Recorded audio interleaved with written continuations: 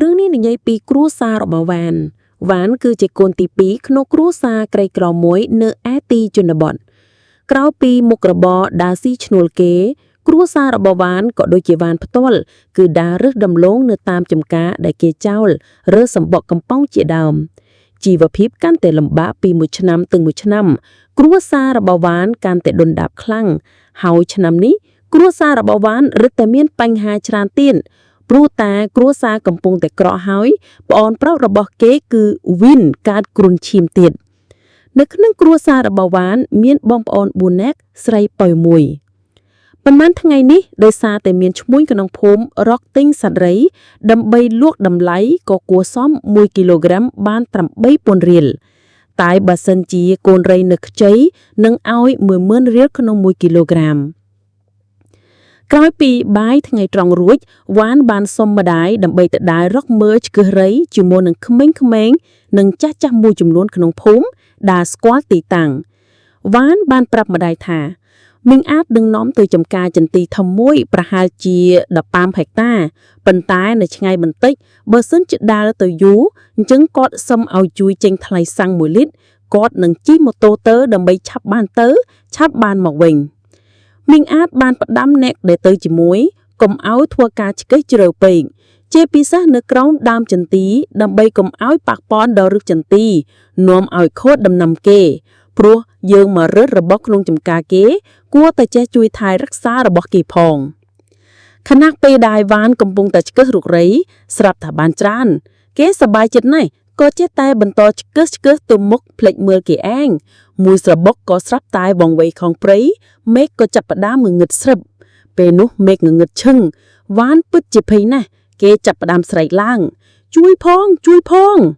ប៉ុន្តែសំឡេងវ៉ានស្រែកហាក់បីដូចជាពំបានផសោះព្រោះតែមេឃងងឹតសពសត្វចូលសម្បុកដេកដូចនេះសំឡេងសត្វចែកបានលុបសំឡេងវ៉ានបាត់ហើយដោយសារតាពុំមានលឺសំឡេងជំនួយផ្សេងទៀតវ៉ានបានសម្រេចចិត្តដើរម្នាក់ឯងទៅរកមីងអាចសង្ឃឹមថានឹងអាចរកឃើញប៉ុន្តែវ៉ានដើរគ្មានសង្ឃឹមសោះខណៈពេលដើរកំពុងដើរវ៉ានស្រាប់តែមានអារម្មណ៍ខ្យល់ត្រជាក់ខ្លាំងរហូតដល់នៃព្រឺសម្បុរពេលឮសំឡេងសត្វប្រជៀវស្រែកយំម្ដង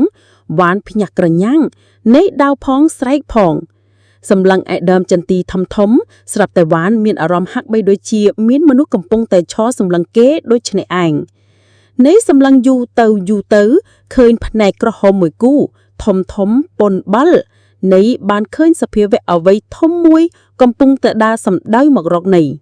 ទម្ងន់ជើងធ្ងន់ណាស់ពេលដើររង្គើដីតែម្ដងភាពតក់ស្លុតរបស់វ៉ានកាន់តែខ្លាំងឡើងនៃស្រែកឡើងភ្លាត់សំឡេងព្រោះតែឃើញរូបរាងដ៏ធំសម្បើមនៃឃើញត្រឹមតែភ្នែកប៉ុណ្ណោះព្រោះតែរូបធំពេកមីងជួយផង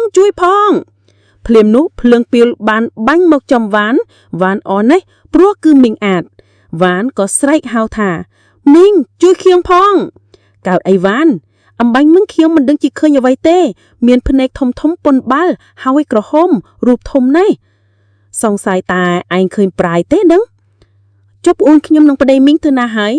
អូមុននេះព្រោះវង្វេងឯងពូឯងដប់ក្មេងៗទៅមុនហើយឲ្យខ្ញុំចាំក្រែងរកឃើញឯងប៉ុន្តែគាត់ជិះម៉ូតូមកវិញហើយដឹងមីងអាចបាននាំវ៉ានចេញមកក្រៃប៉ុន្តែវ៉ានមានអារម្មណ៍ថារឹតតែមិនស្រួលព្រោះតែគេក្រឡេកមើលទៅជើងមីងអាចឃើញត្រឹមកជើងគេតក់ស្លុតណាស់ប៉ុន្តែដប់ចិត្តឲ្យជួតមិនហ៊ានស្រែកព្រោះតែដឹងថានេះមិនមែនជាមីងអាចទេ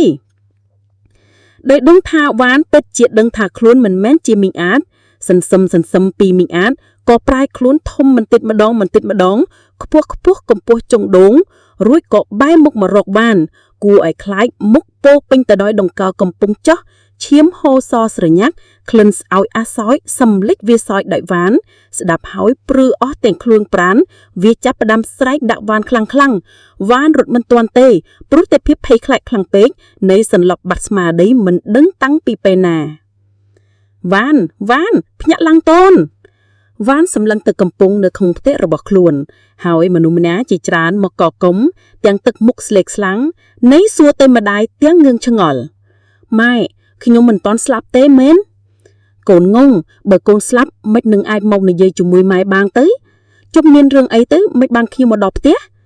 ម្ដាយវ៉ានក៏រៀបប្រាប់ តបងមីងអាចប្រាប់ថាឯងមកវែងក្នុងព្រៃចន្ទីម្នាក់ឯងគាត់បានឲ្យប្តីគាត់ឌុបក្មេងៗមកផ្ទះមុនហើយឲ្យជួយហៅពុកឯងនឹងម៉ាយទៅរកពេលទៅនងម៉ាលឺសំឡេងឯងស្រែកប៉ុន្តែរកយ៉ាងណាក៏មិនឃើញស្រាប់តែមានខ្យល់មួយប្រៅបក់ខ្លាំងណាស់តាមពិតម៉ែនឹងកូននៅចម្ងាយពីគ្នាមិនបាន20ម៉ែត្រផងតែបែរជារកមិនឃើញ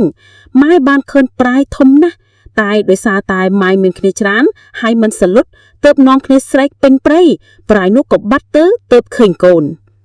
ម្ដាយវ៉ានមិនទូននេះទេតែក៏ហាមកូនមិនឲ្យតែរកសត្វរៃនៅព្រៃចន្ទីនោះទៀត